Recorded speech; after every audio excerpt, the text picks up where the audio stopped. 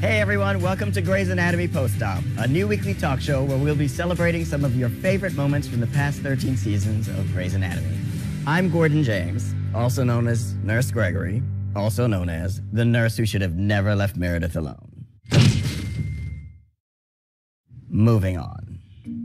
I'll be your tour guide down memory lane. Today's episode will be focused on one of the show's signatures, the music that makes you laugh, cry, swoon, and dance it out.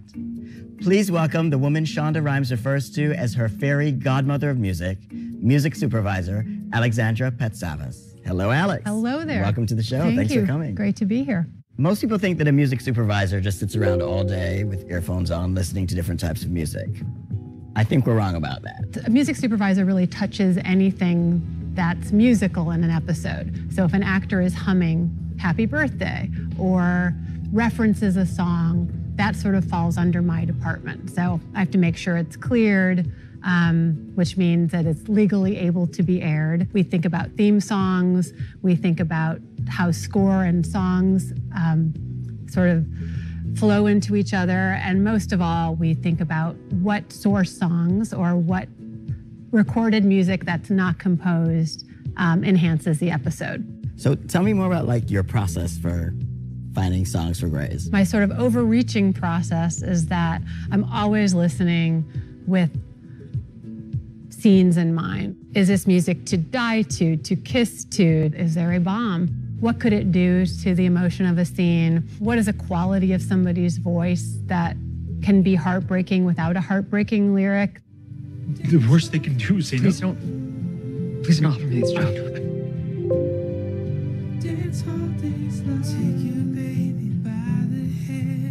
I wanted to. For a week. Shonda and I have a conversation at the beginning of every season, and we really talk about I don't know what's gonna happen, but I know how she wants the audience to feel while it does. But you picked music for that before? Not exactly, but I am starting to pull music based on the emotional brief that she has given me. So can you give us a little bit of history on how you fell into being a music supervisor? It's been a 30-year fall. Made my way to Los Angeles and then was lucky enough to assist a very generous music supervisor who really taught me the ropes. So how did that lead you to Grey's Anatomy? I was brought in for an interview on the pilot. I remember very clearly from the interview that Shonda really wanted to use songs as score. Shonda wanted songs in the operating rooms, songs to tie things together thematically. In my mind, reading the script, I did not totally understand how we would use songs in an operating room. And Shonda always did. Ready, set, go. Gas to the fire. 10 blade. Push a little farther. Jump 10 a blade. little higher. Fast, not slow. Watch me take it over. So Alex, if we can jump into the major Grey's music moments, I would be remiss, and I'm sure the fans would hate me if I didn't talk about what I call the Grey's anthem, Chasing Cars by Snow Patrol. Meredith? If I just lay here. You've scarred me emotionally with that song, basically. I can't listen to the thank you. I can't listen to the song anymore without thinking that something bad is going to happen. Tell us the story behind that. Did you know them before? Did they send you a demo? What happened? Snow Patrol is clearly so tremendous. This was a new album that had just been released. As a supervisor and as a person who works on Grey's Anatomy, I am super focused on making sure that I present to Shonda the option that really is best for the scene. And of course, that song is in such a pivotal moment, ties many storylines together. And if I lay here. If I just lay here. Would you lie with me and just forget the Towards, words? stay with me. I remember waking up the next morning and the Snow Patrol song had sort of climbed to the top of a chart, which was not as mobile back then. Let's talk about John Legend. The All of Me song by John Legend debuted on Grey's Anatomy. unless you can give me a reason not to.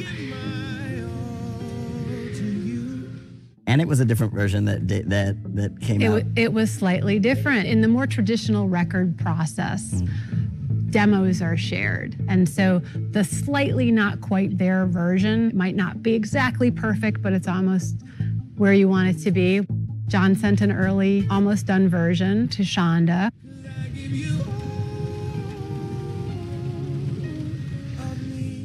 She knew she wanted to use it. He allowed us to use it. So after Dr. Burke leaves Christina at the altar, she and Meredith share a special moment as they get her out of her wedding dress. Tell me about Keep Breathing by Ingrid Michaelson. This was at the very beginning of her career. I believe we have used Ingrid at least 10 times, probably. Ingrid's voice was so perfect for the story. Innocent, but edgy, just beautiful. That's one of my favorite scenes on the show.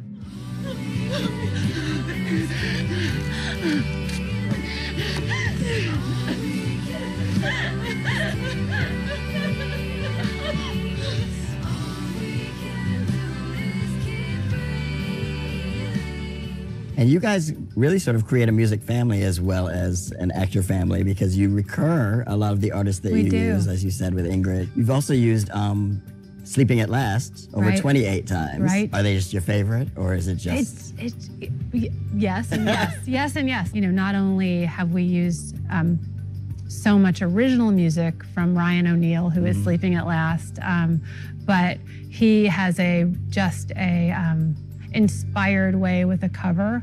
Don't care who you are, where Close the door, dear.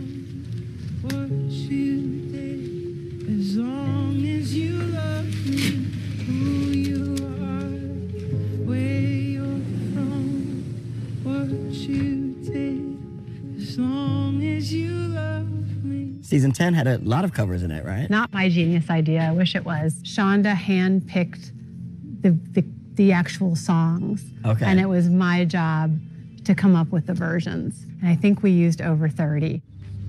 I saved his life. I toss and turn, I can't sleep at night. Once I ran to you, now I run from you. Once upon a time there was light in my life, but now there's only love in the dark. Nothing I can say, a total eclipse of the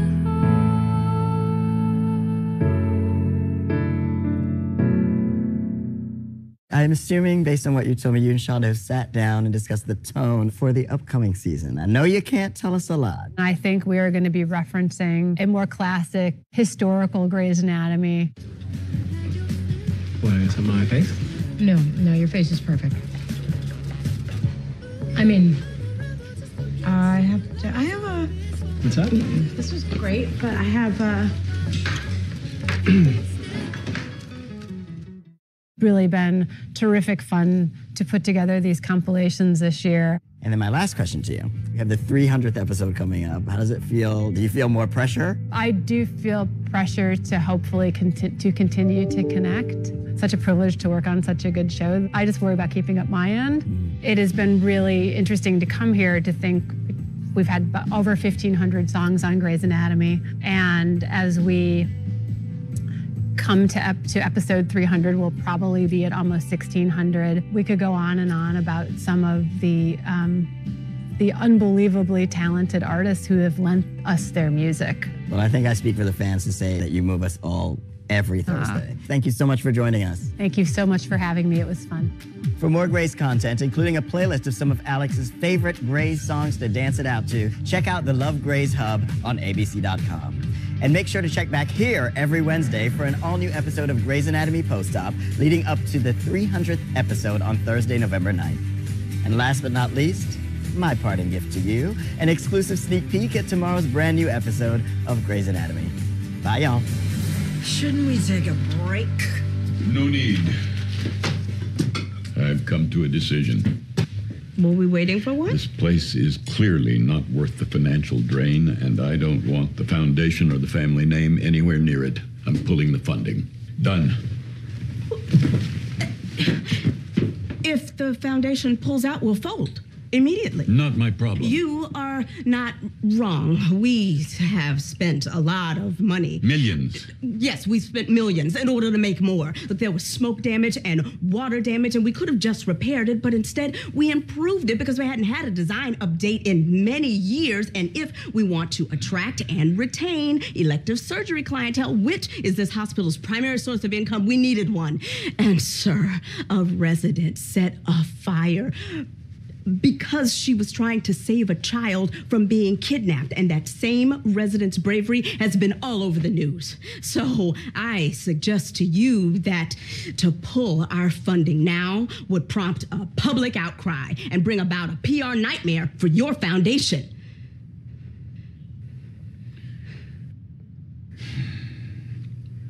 Fine. The hospital can keep its funding, but you're fired.